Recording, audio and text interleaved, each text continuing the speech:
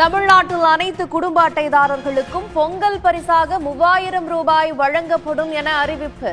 தமிழ்நாட்டில் அனைத்து குடும்ப அட்டைதாரர்களுக்கும் பொங்கல் பரிசாக 3000 ரூபாய் வழங்கப்படும் என தமிழ்நாடு அரசு அறிவித்திருக்கிறது. விவரங்களோடு இணைந்திருக்கிறார் நமது செய்தியாளர் கண்ணன். கண்ணன், குடும்ப அட்டைதாரர்களுக்கு பொங்கல் பரிசாக 3000 ரூபாய் வழங்கப்படும் என்ற அறிவிப்பு வெளியாகியிருக்கிறது. பொங்கல் பரிசு பற்றிய விவரங்கள் என்ன?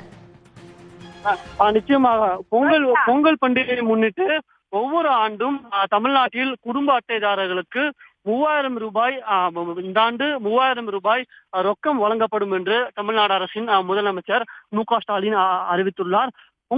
பொங்கலை முன்னிட்டு தமிழகத்தில் உள்ள குடும்ப அட்டைதாரர்களுக்கு ஏற்கனவே 1 கிலோ பச்சரிசி மற்றும் சர்க்கரை மற்றும் ஒரு முழு கரும்பு வழங்குவதற்கு ஏற்கனவே 298 கோடி ரூபாய் ஒதுக்கீடு செய்யப்பட்டு அரசாணை வெளியிடப்பட்ட நிலையில்